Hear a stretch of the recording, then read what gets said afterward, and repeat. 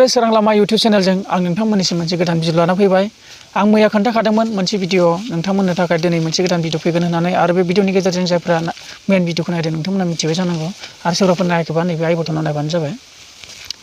दा दिनैनि भिडिअआ बेनो जादों नोंथांमोननो दा खोन्थानो गोनाङा आं गिबियावनो बुंग्रोनो सानो आंनि चेनेला आरो माबायदि धरननि थांदों आरो माबायदि धरननि थाङाखै आरो नोंथांमोना बुजिखागौ आरो मिथिखागौ। दा नोंथांमोननि गेजेराव आं बेखौनो फोरमायग्रोनो सानबाय। गिबियावनो आंनि सोरां लामानि गेजेरजों आं नोंथांमोननि गेजेराव बेखौनो बुंनो सानो जायफोरा दासिमबो बुजिनो रोङाखै आरो जायफोरा बुजिनानै दङ आरो नोंथांमोनाबो नायगासिनो दं आरो जायफोरा बुजिनो रोङाखै बेफोरो गोरोन्थि हाबाखौ मावगासिनो दं। दा बेनि गेजेरजों आं नोंथांमोननि गेजेराव बेखौनो बुंनो सानग्रोबाय आरो सानग्रोदों। फंसे बाथ्रा बेनो जायफ्रा दाय मावनानै जायफ्रा गोरोन्थि मावनानै जायफ्रा मिथिनायबो मावनानै जोंफोरा बुंग्रा आरो जोंफोर बुंनायखौ मोजां बाथ्रा बुंबानो गाज्रि मोनो, फोरोंजानांबानो गाज्रि मोनो, बुंजाबानो गाज्रि मोनो। नाथाय जायफोर मावग्रा बिसोर मावग्राफ्रा जों बुंनायखौ गाज्रि मोनो एबा गाज्रि मोनखाथारो। दा आं बेखौनो बुंनो सानो गाज्रिमोन मोजांमोन खिन्थु संसारनि बेलायाव एबा हारिनि बेलायाव बियो फारागथि दङ। मानि थाखाय फारागथि दं होनब्ला दिनै जोंनि बर'नि समाजनि गेजेराव बेफोरबायदि नियमखौ दासिमबो जुदि बेफोरबायदि इउज खालामबाय थायोबा दिनै लालाय गारलाय सोलिबाय थायोबा सोरनिबा नांगौ समावबो नाङै जाना होयोबा दिनै जोंनि समाजा आरो बर'नि थासारिया मा जागोन गाज्रि जागोन। दासिमबो जागासिनो दं नाथाय जायफोर बुजिदों दिनै थान्दा जालांगासिनो दं, जायफोर बुजियाखै गरम खालामलांगासिनो दं। नाथाय बेनो जायफोरा गोरोन्थि मावदों सानसेब्लाबो हाखराव गब्र'योनो, जायफ्रा नोंगौ खामानिखौनो मावदों बेबायदि मानसिया गोजौ थाखोआव मालाबा आवगायखायोनो। दिनै गाज्रि खामानि मावनानै मुं खालामना लानो सानदोंब्ला आरो मानसिफोरजों मिथिजानो सानदोंब्ला बियो बाख्नायजाथाव नङा, गाज्रि सानजानायसो। आरो जायफोर मोजां खामानि मावदों बियो बाख्नायजाथाव आरो मानसिफोरजों मोजां मोनजानाय आरो जि खामानि नों मावो बे मानसिफोरजोंनो सोलिजाखानाय। दा मोनसे बाथ्राया बेनो बेबायदिनो जादों आरोना बाक्सानि हौवाया आरो हिन्जावा जादों बेलस्रिनि। दा आं फुल डिटेल्सखौ नोंथांमोननो होग्रोनो सानदों, बेनि उनाव आरो फंनैसो बाथ्रा दंबावो बुंनो नोंथांमोननि गेजेराव। जानाय जाथाय एबा जायगा डिस्ट्रिक्टआ जादों बाक्सा आरो गामिया जादों जारगाव आरो पिअ तामुलपुर थाना तामुलपुर।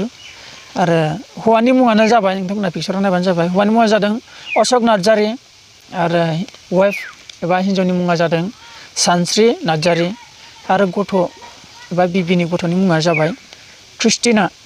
क्रिस्टिमा नार्जारि। बे गथ'नि बैसोआ जादों 3 इयार्सल' जादों। माने ओरैबादि जादों बे गथ' हिन्जावसाखौ नोंथांमोना नाय भिडिअफोर ससे नाय, बे गथ'नि बैसोआ अनलि 3 इयार्सल' माने एबा बोसोरथामल'। बे गथ'खौनो बिमाया गारना खारबाय नभेम्बरनि 4 थारिख एबा 4 थारिखआव। बेयो ओरैबायदि गारना खारदों माने हौवानोबो खोन्थालाङाखै, गथ'खौबो दोननानै थांबाय। माने बे हिन्जावा गारना खारदों माने ओरैबायदि पजिसना बेलस्रिनि गावनि गामियाव फैदों। बेनिफ्राय मोनसे जाहोना जाबाय बियो सिगाङावबो बिदिनो मोनसे गोरोन्थि मावबायनो हौवाया आरो लायफिनदों जाहैदों। आरोबाव दा बे गोरोन्थि मावबावदों। माब्रै होनोब्ला दा मोनसे बाथ्राया बेनो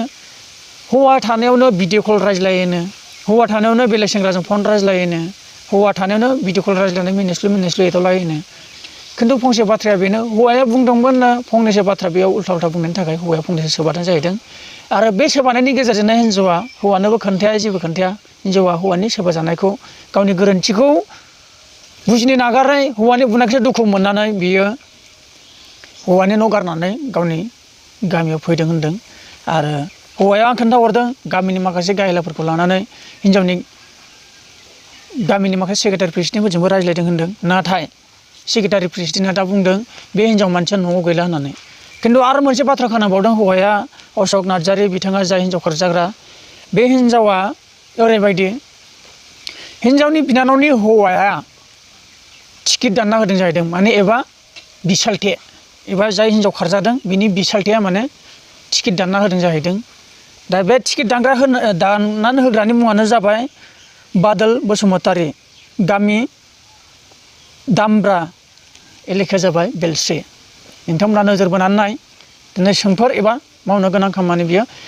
दा मोनसे बाथ्राया बेनो आं बेयाव बुंफोरना होनो सानदों भिडिअनि गेजेरजों नोंथांमोननो दा माखासे डिटेल्सखौ आं नोंथांमोननो खोन्थालांबाय। बेयाव माखासे बाथ्रा हाबना दङ, नोंथांमोना बुंनायखौ आंनि बाथ्रा बुंनायखौ नोंथांमोना मिथिनो हागोन। दा ओरैबायदि जाबाय जाय बिसालथि जानो गोनां जाय हिनजावा हौवाखौ गारना फैदों दिनै 3 बोसोर गथ'खौ गारना फैदों दिनै न'खराव मा जादों हौवाया मा जादों गथ'आ मा जादों बिमाखौ नागिरनानै दिनै गाबगु खुगु जानानै दङ नोंथांमोना भिडिअखौ ससे क्लिप होगोन आङो आरो फुरा भिडिअ नायोबा फेसबुकआव आं रोखा गोलावैनो होगोन गथ'नि गाबनाय बिमा नागिरनायखौ दा मोनसे बाथ्राया बेनो गथ'आ बिमाखौ नागिरदों हौवायाबो बिमाखौ नागिरदों माब्रै होनबा हिनजावा बुजिनांगौमोन मानो माब्रै होनोब्ला नों बेफोरबायदि हाबा जानानै नों आरो सेंग्रा सिख्लानि सम गैलिया बेफोरबायदि सोरबा सेंग्राजों नोङो भिडिअ कल खालामना रायज्लायनो बा फन रायज्लायना मिनिस्लु दिनै बेफोरबायदि सम नोंहा गैलिया नों जेब्ला बेफोरबायदिखौ हास्थायदोंमोन नों हास्थायना मोनखाबाय हौवाखौ आरो नोंहा मा खालामनांसिगौ न'खरखौ दालांनांसिगौ गथ' गथायखौ फेदेरलांनांगौ गथ' गथायखौ फोरोंलांनांगौ बिनिफ्राय जेसेबां हायो सुबिदा खालामनानै न'खरखौ फेदेरनांगौसो दा नों हिनजावा मा जादों बेबादि समखौ मा खालामना थानो होननानै आरो हौवायाबो ओरैबायदि हाजिरा मावनानै जाग्रासो दिनै हौवाया न'आव थायाब्ला बियो मा आड्डा मारियो मबाइलजोंनो आड्डा मारि जाहैदों आरो जाय सेंग्रायाबो बेजों भिडिअ कल रायज्लायो आरो बियो गोसोथोदों जाहैदों माने ओरैबायदि बिसालथिया आउटआव थांनो थाखाय बा बाहेरायाव थांनो थाखाय टिकेटखौ दानना होबाय जाहैदों खिन्थु मेन खोथा बेयाव हाबना दं जे गामियाव थांनानै बिसालथिया टिकेटखौ दानना होबाय एबा गावनि बिनानावनि हौवाया टिकेटखौ दानना होबाय आरो दा अशक नार्जारिनि गामिनि माखासेया सोंहरदों गामियाव माब्रै बेलस्रियाव बिनि हिनजावा खारबाय न'आव थांदों होननानै खोना मोन्दों होननानै सोंहरब्ला दायो न'आव गैला बेयो अबाव थांखो जों मिथिया होनना बुंदों दा ओमफ्राय मोनसे बाथ्रा बेनो हाबसनदों जाय बिथाङा लांग्रानि मुङै एबा बादल बसुमतारिया टिकेट दाना होनाय हिसाबै बा बे बिथाङानो लांगोन नालाय बे टिकेटखौ दानदों बिथांनाव बाथ्रा माखासे हाबना दं बिथाङा बेखौ मिथियै जेरावखि थायाबा गामियाव थायाखै अबा दोनखुमाना दोनदों बा दोनखुमाना दोनाखै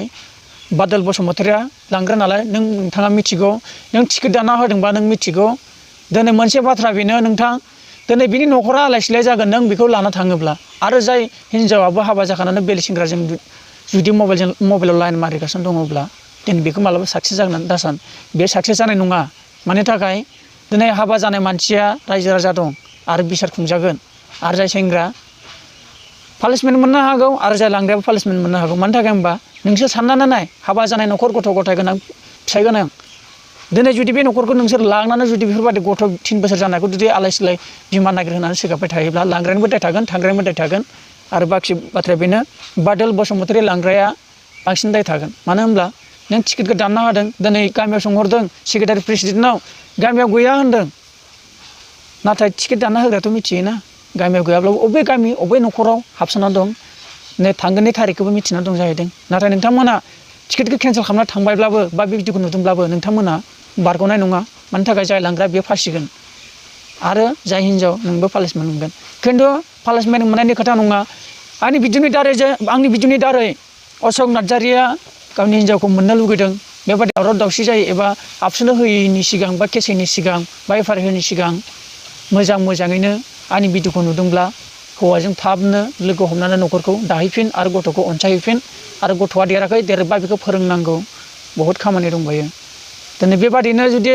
एसे एनै गोरोन्थि मावनायाव बुजानायफोरखौनो जुदि बिमा नागिरनाय खुरमा जाथि नागिरनाय बिदा बिनानाव नागिरनाय आरो बेफोरबायदि हौवा हिनजावनि दावराव दावसि जानायखौ न'खरनि खोन्थाना होनाय बा बिदानो खोन्थाना होनाय बिनानावनो खोन्थाना होनाय खिन्थु फिसा दायखौ बेनो खोन्थालायनानै गिदिर खालामना होनाय जायो होमबा सानना नाय दिनै नोंनि न'खराव संख्रि बानलुनि दावराव दावसि जादों दिनै सानसेल'सो दावराव जादों गुलि गुलिथ' नङा आरो जुदि हौवाखौ मोजां मोनामोनब्ला मानो जुलि जाखो दिनै मोनसे बाथ्रा बुंनो थाङो A to Z हौवाखौ मिथिजोबनायनि उनाव नागारनानै नोंहा मा मुलाम्फा जागोन आरो मोनसे बाथ्राया बेनो खिन्थु हाबाखौ जानाय खोनानाय मथे 2016 हाबा जादों होनदों मा दा बेसेबां जाखो बोसोर हाबबाय होमबा नाय हौवायाबो हिनजावनि आखलखौ A to Z मिथियो हिनजावाबो हौवानि आखलखौ A to Z मिथियो दिनै होमब्लाबो नोंसोर बेसेबां दिन अनलायना जादों दिनै हिनजावनि गोसोआ मानो सिख्ला नंलिया नोङो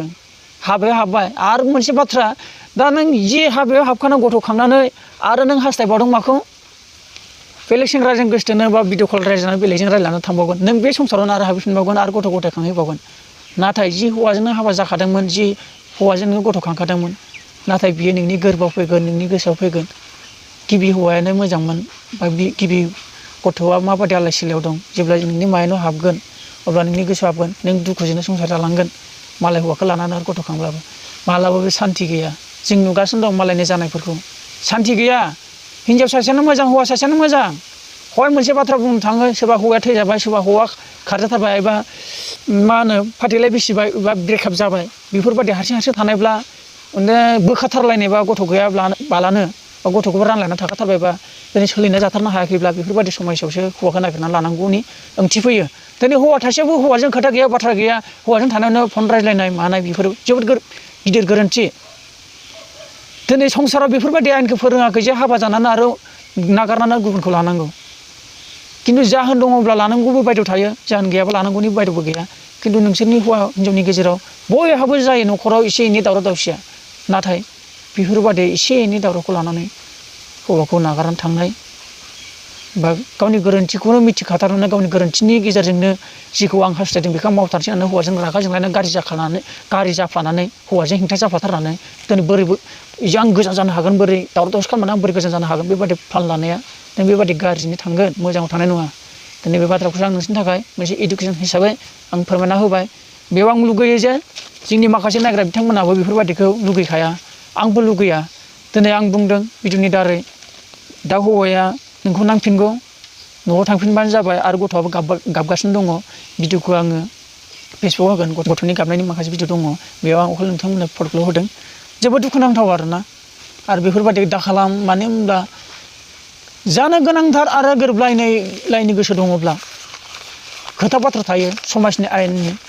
बिजिरलायनाय खोथा थायो दिनै खोथा गैया बाथ्रा गैया हौवाखौ नागारनानै गथ'खौ नागारनानै बिदि स्रि थाहैनाय थाफानानै सोरखौबा टिकेट दानहोनानै बा टिकेट दानग्रायाबो सोरखौबा फानदायनाय बादि जायो जाय टिकेट दानग्रायाबो मिथिबाय फानदायना होनाय बादि जायो न'खरखौ सिफायना होनाय बादि जायो खिन्थु साजिया जाय लांग्रा बेनाव थागोन जाय टिकेट दाननो होग्रा बेनावबो थागोन दिनै बिसोर हौवा हिनजावजों जालायदों नोंसोर बेखौ बुजायनानैसो न'आव थिनहरफिननांगौ न'खरखौ मोजां दाथों होननानै खिन्थु मा बुंबावनो बेखिनिखौनो बुंनानै आं बे भिडिअखौ एसेयावनो दोननाय जाबाय भिडिअखौ मोजां मोनदोंबा लाइक खालाम आरो साबस्क्राइब खालाम जायफोर गोदान फैदों आरो नोंथांमोननि गेजेराव बिदिनो बाय बाय